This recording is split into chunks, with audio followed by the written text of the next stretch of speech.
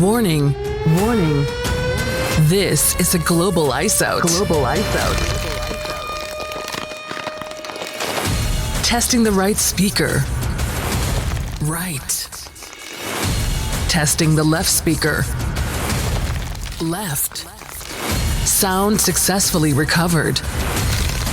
Swan Commander. Connected. And now, the countdown has begun. And now, are you ready for a journey that goes beyond the norms? The Federal Prospects Hockey League just celebrated its 15th anniversary. With a footprint and fan base rapidly expanding, Swan Hockey is now bringing you behind the scenes. Beyond what you see at games. Beyond the arenas. Beyond the crowds. This is FPHL, Beyond the Glass.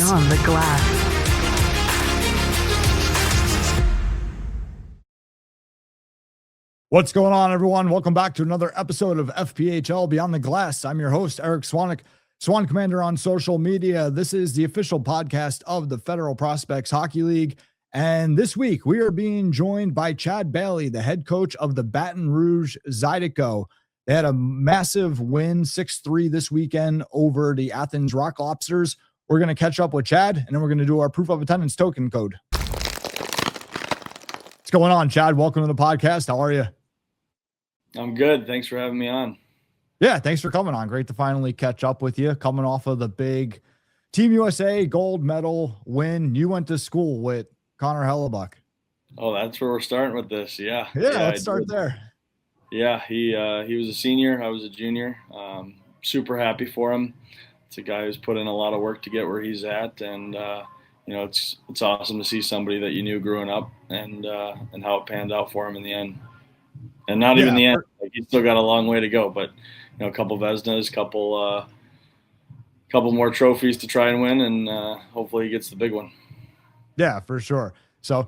All right, so let's talk about your journey. So, let's get into Baton Rouge. First year coaching in the league, came up through the junior ranks in Baton Rouge, now in the FPHL. What's it been like? It's been interesting. Definitely a learning year. A lot of things that you hear about, but you don't know about until you experience them. And I've been grateful for the journey I've been on. But I would say that this year has been a lot of learning and finding out about the league, about the teams I play against, that we compete against, and just trying to help our guys get better every day. In that aspect, it's very similar to junior hockey, where you want these guys to get those opportunities at higher levels. You have to develop, you have to make them better, and you have to find ways to grow their game.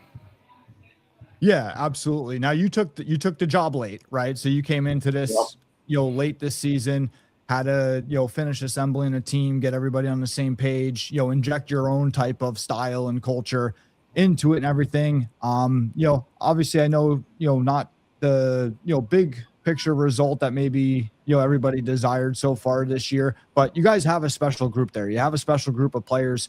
Why don't you dive into that a little bit about, kind of take us behind the scenes in Baton Rouge with, yourself and the players there on the roster?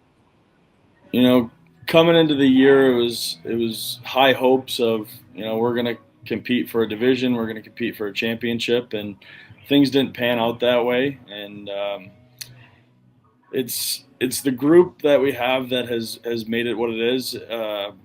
From a positive standpoint, like, we have a group of guys that works their hardest every night. I wanted to say something I probably couldn't, but Dave might find you. Yeah, they can. We'll get them back on here next week, I think. Like, I do have a group of dogs that don't make it easy for you. There's 12 one-goal losses early in the year that could have gone a different way with a bounce here or a bounce there. There's a lot to this group behind the scenes, like what they do, for practice and the work that they put in, the time that they commit to this. I wish more than anything that the season was a little bit more positive and a better result for them. But we're getting better as the year goes on. We had a tough stretch in November, and I'm proud of how we've handled some of this adversity, and how there's no quit in our game. Like, it doesn't matter who we play. We're going to give you our best every night. Yeah, absolutely. And I mean, you guys, showed that, recently with a big win over Athens, right? Obviously, they've been a tough, one of the toughest customers in the league, this year. And, it kind of just shows what you guys do have in the locker room. And, and again, just kind of, I'm assuming that even though you guys aren't getting the overall results that you want in the standings, there's a lot of positivity in other areas, right? And it's great to see that, show in the games as of late. Yeah, especially as a younger, undersized team, it's one thing to come out and get worked every night, 10-goal losses. That's not us. We're gonna make it a fight till the end, and we're gonna win some games because of our effort, because of our compete, and some nights it's because of our details and our systems, and how we execute. Yeah, absolutely. And let's talk a little bit more about you. So coming up through the junior ranks, you've worked with Dan Wildfong with the Lone Star Brahmas, in the North American Hockey League. Dan, obviously no stranger to minor pro hockey. I imagine most people that are super into minor pro hockey know who Dan is. Why don't you talk a little bit about, what that was like kind of coming up under Dan, and then how that's influenced you as a coach today, and then how you're putting some of that influence to work in Baton Rouge? Dan is someone who I highly respect, as most people do. When you get to see it and work under it, you understand that there's more to it than just, dropping it and seeing what happens. I learned a lot about systems and adjustments, reading what other teams are doing, finding weaknesses, finding habits, things that the average fan wouldn't look at. And I thank him greatly for everything I learned in my 2 years in Lone Star.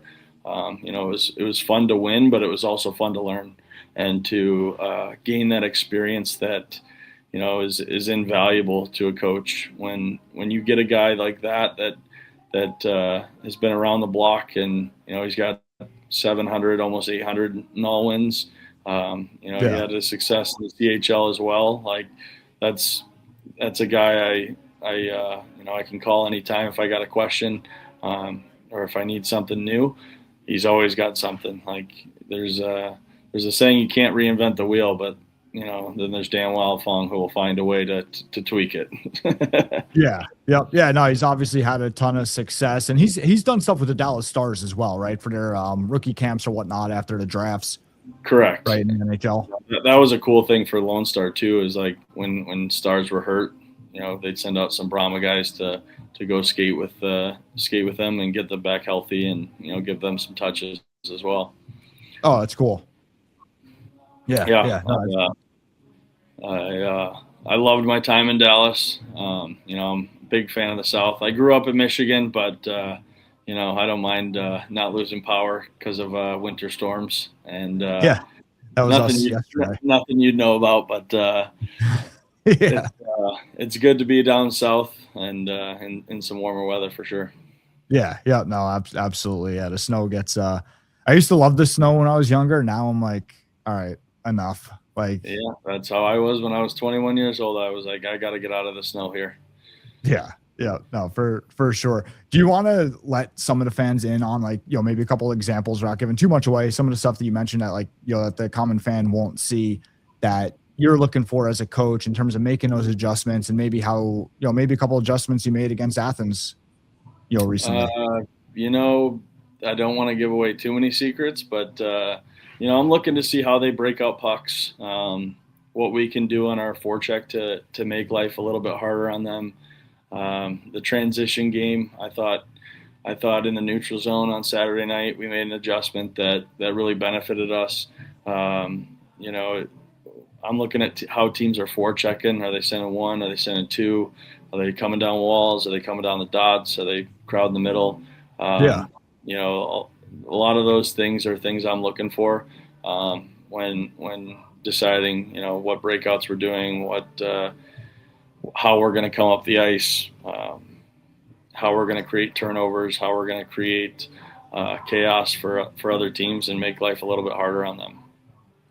Yeah, and I think that's one part of the game that fans really don't realize is how much of a chess match it could be between the coaches, right? Like a lot of people think of coaching a team as like, okay, you're running practice, you're coming up with the systems, and you're, standing there behind the bench and yelling at a ref sometimes, and all I do is yell at yeah, refs. yeah, like, but there's so much that goes into it in terms of like an actual chess match in game of, like you're saying, like picking up what the other teams are doing and okay, what's our next move to counter that, and which guys are they putting out, like matching lines and that kind of stuff, whether you're trying to match perfectly or purposely get a mismatch to try to benefit your team. Like there's so many moving pieces and just like boom boom boom boom boom like during the game that I don't think most fans realize how much is going on in a coach's head during the game and like playing that chess match.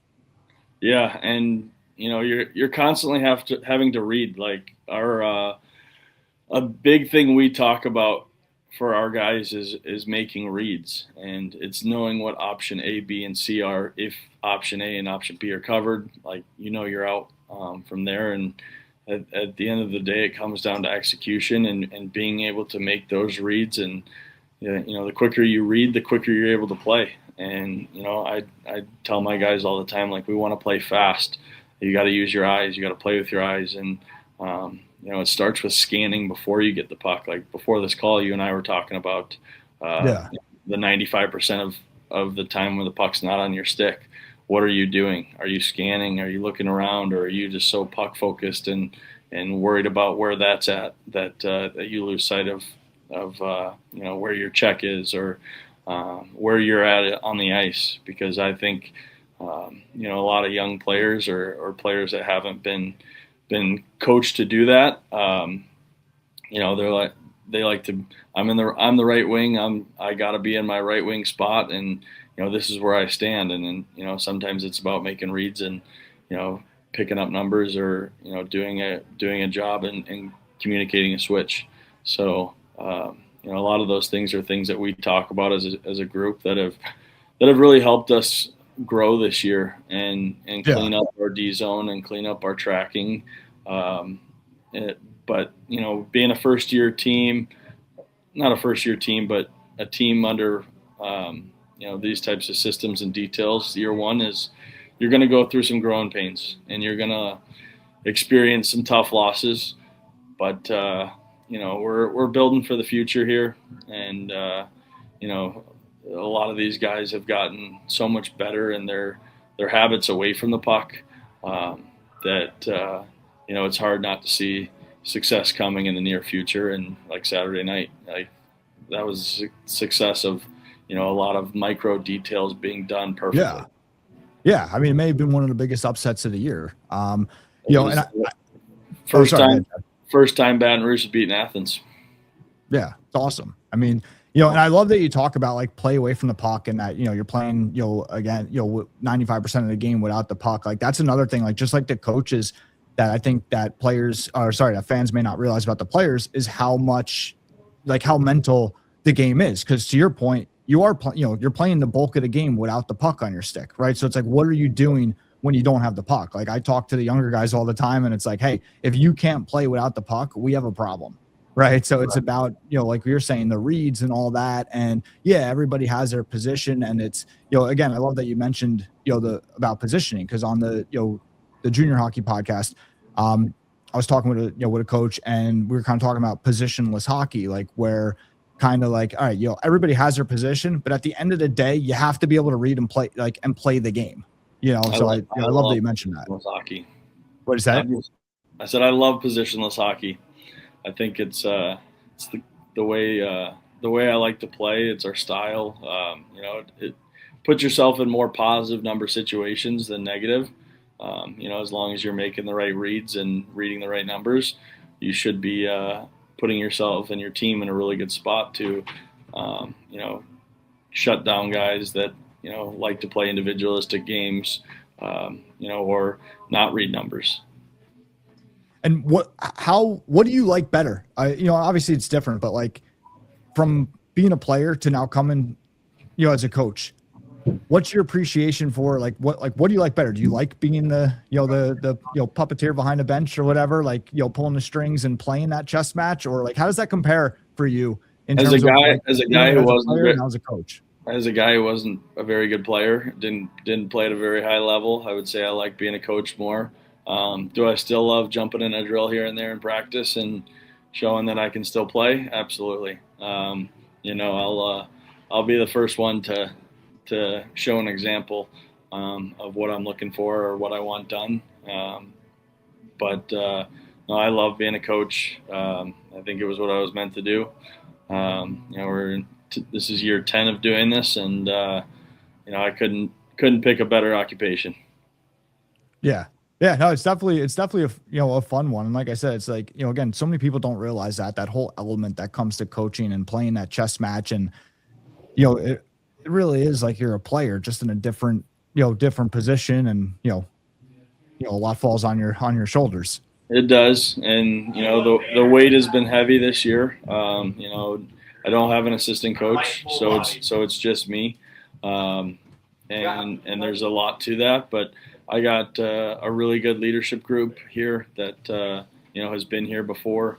Larwood, Cox, Katola, Chirac, some guys that have helped me this year that carry the load. But when it goes back to that chess match, I love football, right? If I didn't coach hockey, I'd probably coach football. Okay. Trying to, as a defense, decipher what the offense is going to do, as an offense, decipher what the defense is going to do. So it is a very cool part of the job, but you don't always get to do that Monday through Thursday. And on Friday and Saturday, teams can show up and they could have worked on other things throughout the week, just like we do, to give different looks that, okay, well, this is what they're doing now. In the pre-scout, it showed this, but now they're showing something else. So now we got to make those adjustments and make those decisions in order to give ourselves a better chance to win Friday and Saturday night. Yeah, and that's like a whole another element too, right? You have the pre-scout, you work on something all week, based on data that you've collected over a long period of time, and then you show up Friday night, it's like, all right, they're doing something different. It's like, and you got to be able to change on the fly and execute. And it's a tall order for the coach and the players.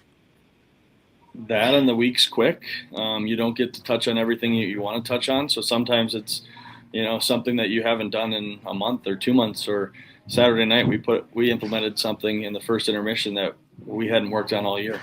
It was just drawn up on the board, and this is what we're going to do now. This is how we shut down speed and hinges, and this is what's going to really help us have success the rest of tonight. Yeah, absolutely. So that's like a lot of that credit goes to our guys being able to make those adjustments and knowing that, if we got to change on the fly, we can. And I put it on the board and say, you guys good with this? Yep. All right, let's go do it.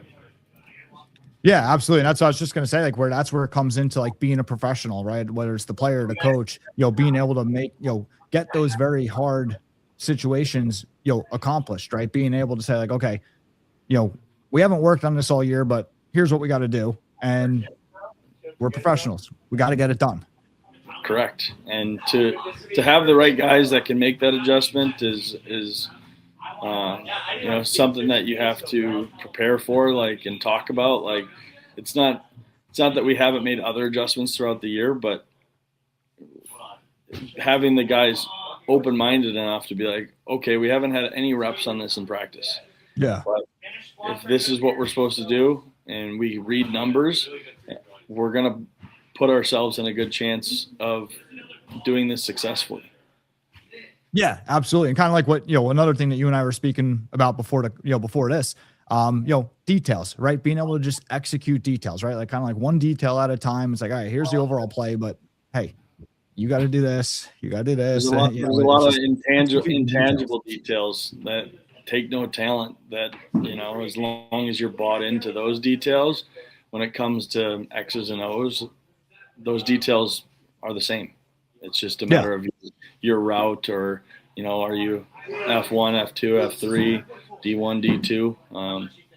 It's the details of the rest of the game that help you in those situations. Yeah, absolutely. And like you said, like just stuff that, a lot of, just attention to detail. Like so many times you see a player where he's like, he's, can't get out of the zone or something, or, it's creating the illusion that he's not fast enough to get out of the zone. It's like, no. You're just in the wrong spot. You're supposed to be 3 feet down, down lower or whatever, 3 feet over here, 3 feet over there. You're not giving yourself the proper angle to get out. Like you're getting caught. Like, and again, it's just details of where to set up. That or your feet are the wrong way, your sticks. Yeah. That or your feet are the wrong way, or you're too far inside the dots or too far outside the dots, for now you're hugging the wall. Your stick's in the air. That's one thing I can't stand, is when your sticks hanging at your hips. Yeah. Like, especially in the D zone. I'm huge advocate. Well, Saturday night, and we've gotten better as a group of really making that a habit. And at the end of the day, your habits are the details that help you win games. Yeah, absolutely. Just all those small details. And it's so funny too. Like even just hear you say, "Oh, it sticks in the air." Like that's something that, the little kids are getting yelled at, twice a week for an hour in their, in their youth programs and everything. But it really is the same mistakes, just at higher levels. I mean, you have guys in the NHL that are probably getting yelled at, "Hey, put your stick on the ice, Dig." The puck's on the ice, put your stick there. Like my 8-year-old's tired of hearing two hands on or one hand on your stick. But he's the biggest culprit. He's out there buzzing around with two hands on his stick, and I just give him a hard time. But it's to your point. Like, it is the youth kids that are hanging down there with two hands on their stick, rather than one, to develop that habit at a young age. Well, it's just like it's the same mistakes with a lot of things. It's but yeah, and like now, even with that said, what's been the biggest adjustment for you from going from junior hockey? So for anyone out there that doesn't, junior hockey's ages pretty much ages 16 to 20. It's pretty much where most players will play before going and playing college hockey or professional hockey. So hockey's different than the other major sports where high school hockey is really not too big. Junior hockey is where majority of these players will come through before college or before professional hockey. So ages 16 to 20. So Chad, what's been the biggest adjustment from you, or biggest difference from going coaching at the junior level to now the pro level? I would say that these are grown men, where, in juniors you're getting young men and you're trying to turn them into men, into preparing them for college. I think it's the same in the aspect of you have to teach them details and systems and all that, but it's a physical game, and you got to teach them the same habits of how to use their hands, their feet, their stick. But you have to teach the young men how to play a more physical game. They're not always looking to shut guys down in the D zone when it's junior hockey, but it's how you coach them in creating those habits. At the pro level, you got stronger guys that are a little bit more matured in their bodies, and they work out more consistently. They've grown up, and they got, for the most part, they got to be a little bit more mature than the junior kids. So that's been good to work with. But I got no complaints from any of my junior players. I just I know that they have a lot more to go. Where these guys some of them are husbands and dads, and are soon to be dads. I got a player who's expecting this week, which is a little weird to say coming from junior hockey. That's awesome. But the roster being a little bit smaller is definitely been an adjustment for me. You go from a 4-line league to a 3-line league, and in junior hockey under USA Hockey, you're carrying 25 guys, or 24 at the deadline, 23 I think if it's the NA. Yeah, North American League's 23 after Blaine. Yep, and now we're 18 and 2 goalies, or 3 goalies if you want it. And so with injuries and suspensions, like it's constant. It's the chess match off the ice is making sure you got enough guys at all times, and making sure you're staying healthy and staying off of the suspension report. But I think we've done a pretty good job of that, for the most part this year. But just managing numbers and the roster, and older, mature, more physical men. Yeah. And even like you said about the roster numbers and like the game day roster, like kind of deciding, okay, what's that? Like, okay, we're not playing with a full 20. What's that number, breakdown between, all right, how many forwards do we want in the lineup tonight? How many D do we want in the lineup tonight? And I imagine that, for most people that, changes game to game too, depending on who they're playing, the situation, what your injuries are, or what, or suspensions or whatever. There's just so much to manage. And having those, like one or two utility guys that can do both, it goes a long way. But going back to reading numbers and situations, like you go back to that Monroe game 3 weeks ago where I ended up with 11 guys on the bench. Halfway through the game, I got 4D and 6 forwards that can go, and one guy's banged up, but he's staying because he's not thrown out yet. That's something I'm not used to. But when you're reading numbers and you're not worried about, I'm a defenseman, I'm worried about, I'm a hockey player, I got to make a read, I got to create a positive number situation. You get a couple of those guys that can do both, you put yourself in a really good spot to, when those situations do arise, that you got the guys that you can go to. Yeah, and that's a great point for any young players out there. Learn to be a hockey player, right? And then you want to, specialize in a position a little bit later on, but learn to be a hockey player, and then you can specialize in a certain position. Correct. Be able to defend, be able to score goals, be able to make plays, be able to make reads, all things that help you as a hockey player, not just as I'm a right wing, I'm going to find Ovi's office and you can find me there.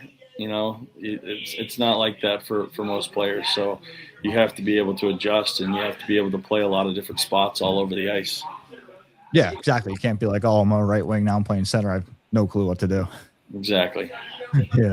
But what are some of the, what's your goals, whether it's you personally or, the collective locker room for the rest of the season?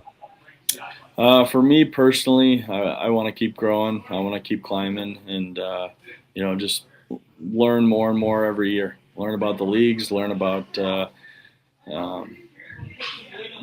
different styles of play in each of the leagues, and kind of how the rosters work in each league. For our group, we want to win as many games as possible the rest of the way. We want to be the guys that throw a wrench in other people's plans of, they're looking to be the 1 seed. We're going to go make it really tough on them to be the 1 seed or to be the 2 seed. That's something our group has done a good job of, you might beat us, but it's not going to be an easy out. And it's not going to be a game that you're like, oh, that wasn't too bad. Like, we're going to be physical. We're going to do everything we can to make it a tough night and to go win a hockey game. Yeah, for sure. That's awesome. Chad, anything you want to end off with? No, we're just very grateful for our fans. I say no, but yes. No, but here we go. I do that all the time. The fans have been, through it with us this year. They've still came out this past weekend and supported us. We just got back from a 6-week road trip that, isn't easy on our guys. But that leads me into my next point of, I give all the credit to our guys. They've really persevered through a lot of adversity this year. I love them for that, and I'm grateful for them for that.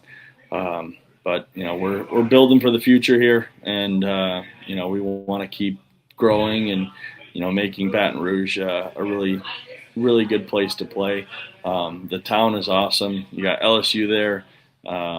It's a lot going on in Baton Rouge.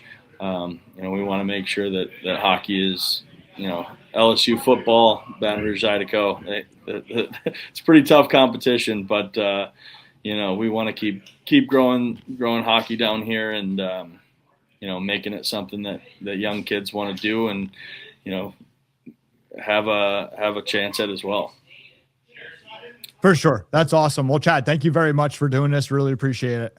No problem. Thanks for having me on, man. Yeah, of course. You're welcome. And have a great day. You too. Bye. All right. Thanks, Chad. And there you have it. I thought this was a really cool episode. I think it's really cool to dive into, really into the weeds of coaching. And, I think we brought a lot of stuff to light that, again, that the casual fan probably doesn't realize. Let us know what you think. Join the Discord, conversation discussions there, or feel free to drop a comment. Let's do our proof of attendance token code. The proof of attendance token code for this episode will be Zydeco. Enter the code at swanhockey.io on the podcast page, and you will be able to receive your proof of attendance token for watching this episode. The code must be entered by 9 p.m. Eastern, the night that this airs, Wednesday night. Our magic number is 5. Collect 5 or more of these tokens, and you will have access to the member-only channel in Club Fed inside the Swan Hockey Discord server. You can get there from the link in the description of this episode or from swanhockey.com. That's going to be it for this week. Until next time, I will see you guys soon. Thank you for being the best part of this episode of FPHL Beyond the Glass by Swan Hockey. We will see you soon.